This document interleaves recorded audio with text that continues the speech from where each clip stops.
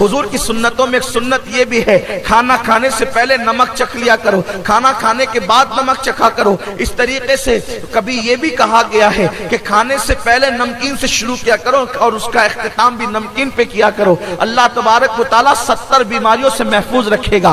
پھر فرمایا کہ کھانا کھانے سے پہلے پانی پی لیا کرو، کھانا کھانے سے پہلے پانی پیو گے تو اللہ رب العزت بہت ساری بیماریوں سے تمہیں محفوظ رکھے گا۔ اسی طریقے سے میرے آقا صلی اللہ علیہ وسلم کے دیوانوں سونے سے پہلے وضو کر لیا کرو، اس کے بعد چاروں قل پڑھ لیا کرو، آیت الکرسی پڑھ لیا کرو، اور اس کے بعد جو ہے اپنے بستر کو جھاڑ لیا کرو اور دائیں کروٹ لیٹ کر کے سویا کرو۔ اس سے کیا ہوگا؟ جو دائیں کروٹ لیٹ کر کے سوئے گا اللہ رب العزت اسے ہارٹ اٹیک کے مرض سے، یعنی جو دل کا دورہ پڑتا ہے اس مرض سے اللہ اس کو محفوظ رکھے گا۔ میرے پیارے آقا صلی اللہ علیہ وسلم کے پیارے دیوانوں، اور جو بندہ سنت کے مطابق سوتا ہے اس کو اللہ تبارک و تعالیٰ سکون کی نیند عطا فرمائے گا، اور جو شخص جو سونے سے پہلے چاروں قل اور آیت الکرسی پڑھ لے اللہ رب العزت اس کو سحر جادو سے محفوظ رکھے گا۔ اور پھر اس کی برکتیں کیا ہے؟ رات بھر فرشتے کو اس کی حفاظت کے لیے اللہ مقرر کر دے گا، فرشتے اس پر پہرا دیں گے، کیونکہ وہ بندہ آیت الکرسی پڑھ کر کے سو رہا ہے۔ اگر اسی رات اس کو موت آ گئی تو اللہ اسے شہادت کی موت عطا فرمائے گا۔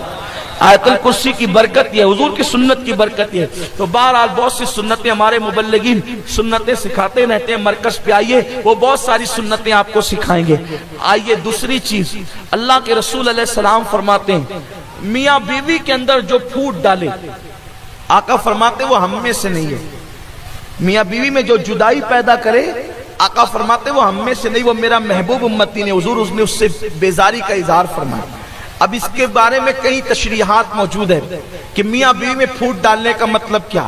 مطلب یہ ہے کہ شوہر کے پاس پہنچے تو بیوی کی برائی شروع کر دی تاکہ اس میں برائی پیدا ہو جائے، اور بیوی کے پاس پہنچے تو اس کے شوہر کی برائی شروع کر دی تاکہ دونوں کے درمیان نفرت پیدا ہو جائے۔ آقا فرماتے وہ ہم میں سے نہیں ہے۔ جو میاں بیوی کے اندر جدائی پیدا کرے فرماتے ہم میں سے نہیں ہے۔ اس سے ان لوگوں کو عبرت حاصل کرنا چاہیے کہ جب کسی عورت کے پاس بیٹھتے تو اس کے شوہر کے خلاف اس کے کان بھرتے ہیں، اور جب شوہر کے پاس بیٹھتے تو بیوی کے خلاف کان بھرتے ہیں۔ اور ایک بات یہ بھی عرض کر دوں، اس سے ان لوگوں کو بھی عبرت حاصل کرنا چاہیے، ان لوگوں کو عبرت حاصل کرنا چاہیے جو لوگ شادی شدہ عورتوں سے ناجائز تعلقات قائم کرتے ہیں، اور ناجائز تعلقات قائم کر کے وہ پوری کوشش کرتے ہیں کہ جس عورت کی شادی ہو گئی ہے اس کی شادی ختم ہو جائے اور پھر میرے ساتھ اس کی شادی ہو جائے۔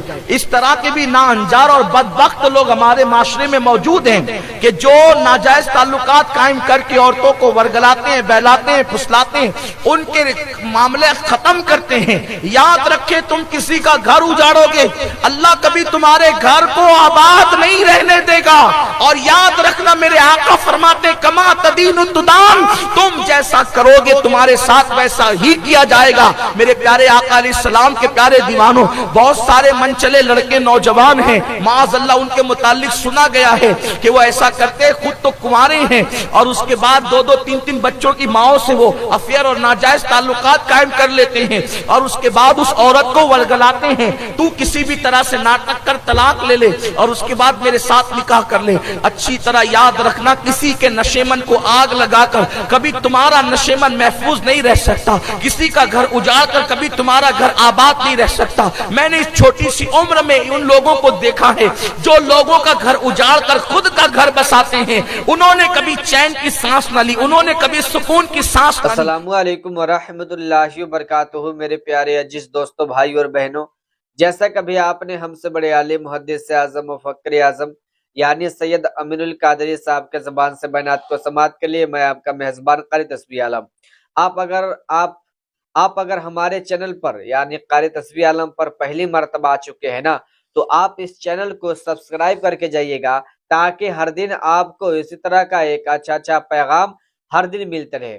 میرے پیارے بھائیوں، آپ کو معلوم ہے کہ 70 بیماریوں کا علاج کون سا ہے؟ آپ اگر کھانا کھاتے ہیں تو کھانا کھانے سے پہلے ایک مرتبہ اس بیان کو ضرور سنیے گا، خدا کے واسطے یہ آپ کے لیے فائدہ مند ہوگا۔ میں آپ کا زیادہ ٹائم نہیں لوں گا، تو میں میرے مدعے پہ بات کر رہا ہوں کہ اگر آپ 70 بیماریوں سے بچنا چاہتے ہیں تو آپ کو کون سا کام کرنا ہوگا، کیا چیز کا پرہیز کرنا ہوگا، کون سا کھانا نہیں کھانا ہوگا، اور کون سا کھانا کھانے سے آپ کو فائدہ ہوگا، یہ سب ڈیٹیل انفارمیشن سید عامر القادری صاحب نے آپ کو دے دی۔ آج دیکھتے ہوں گے کہ بہت سارے نوجوان بھی ہیں جو کہ بہت زیادہ عمر میں یا پھر کم عمر میں ان کی طبیعت خراب ہو جاتی ہے، ان کے اندر جسم کے اندر بہت سارے طرح طرح کی بیماریاں بھی ہو جاتی ہے، تو بیماریوں سے کیسے بچیں گے، انہیں کون سا کھانا نہیں کھانا چاہیے، کون سا کھانا کھانا چاہیے، یہ سب ڈیٹیل انفارمیشن سید عامر القادری صاحب نے آپ کو دے دی۔